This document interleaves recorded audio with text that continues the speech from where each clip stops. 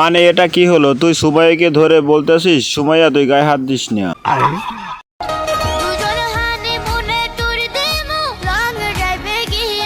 বাচ্চা নাকি honeymoon tour দিবে, তাও আবার লং ড্রাইভে গিয়ে। কি আশ্চর্য কথা।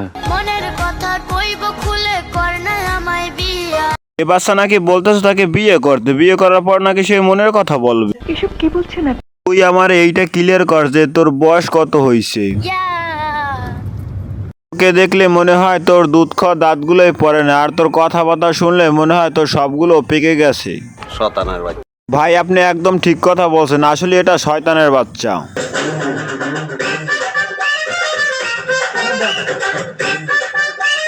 শালায় আর একটা কামলা বস্তিতে থাকার অবস্থা পারতো না খাইতে, আর এখন মেয়ে লইয়া নাচতে আসছে রাইতে।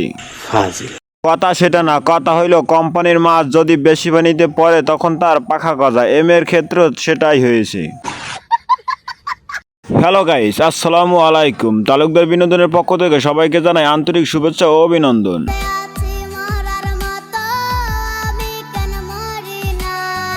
তুই মরবি কেন? তুই মরে গেলে অনেকের সংসার চলা বন্ধ হয়ে যাবে। একটু খুলে বলুন।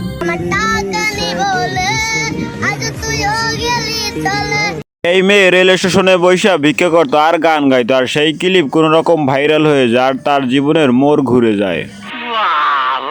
এই মেয়েটি দরিদ্র ফ্যামিলি, রাস্তায় থাকার চেয়ে সে একটু ভালো মন্দ খেতে পারছে, তাই মেয়েটি খুশি। এই মেয়ের বয়স কম হলে কি হবে, যে সমাজের সাথে থাকতে আছে সমাজের মানুষগুলোর সাথে, কিন্তু থাকতে থাকতে সে বালপাকনা হয়ে গেছে। প্রমাণ করো।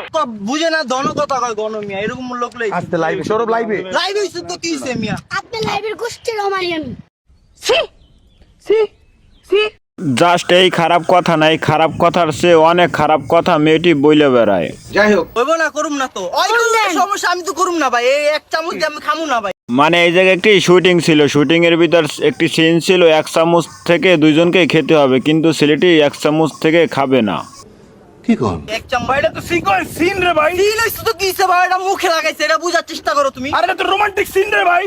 ভাই এটা সম্ভব কিভাবে? মেয়েটির বয়স 10 বছর আর ছেলেটির বয়স 25 বছর, এ জায়গায় রোমান্টিক সিন কিভাবে দেয়? ওটা আমার মাথায় কাজ করে না। তাছাড়া এই 10 বছর মেয়েটিকে দিয়ে কিভাবে রোমান্টিক সিন দেওয়া দরকার ভাই? চোখের তো একটা লজ্জা আছে। আর পাবলিককে তোমরা তো বোকাচোদা পাইছো, যে সায়েন্স দেখাবো ওই সায়েন্সই পাবলিক মেনে নিবে। ভাই এটা তো অগ্রণীয়, তো কেউ যে কেউ কাজ করলে মরবেন আপনারা। হ্যাঁ, এরকম ফাঁসাই দিলে তো ভাই এরকম আপনার কোম্পানি লস খাবে। কোম্পানি লস খেলে কি পরবর্তীতে ইনভেস্ট করবে? বাহ, তোরা কি কোম্পানির মালিক হয়ে গেছিস প্রতিটা ভিডিওটি মেয়েটিকে নিয়ে, তারপর আবার তোরা কি ফাইজলামি করিস? কিন্তু শুটিং করবি না এখন? আমি শুটিং করবো না।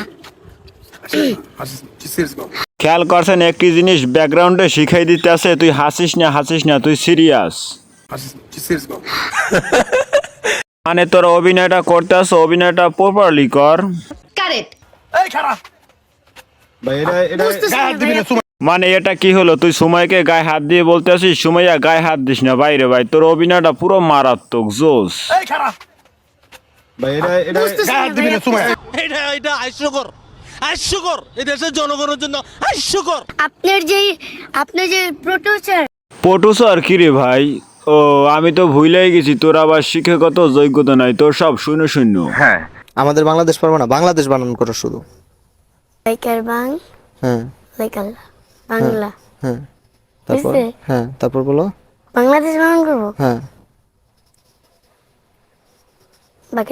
বাকিটুকু পারবি না কি রে ভাই? তুই তো পুরোটাই পারবি না। আসলে আমি তোকে অপমান করতেছি না, কারণ তোর এখন পড়ালেখার বয়স। তুই এখন তো মনে করতেছ তুই এখন ভাইরাল হয়ে গেছো, তোর এখন ঠেকায় কি? সে যাই হোক।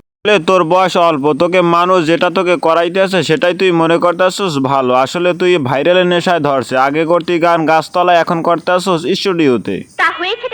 আর তাছাড়া তোর ফ্যামিলি একরকম তোরে বিক্রি করে দিয়েছে। মাথায় রাখবি তোরে ভালোবাসে না, ফ্যামিলি তোর টাকারে ভালোবাসে। তুই এখন যাদেরকে ভাই বলতেছো তারাই একসময় তোর উপরে ঝাঁপাই পারবে। তুমি কথা বেশি বলো, কথা বেশি বলার লোক আমার পছন্দ না।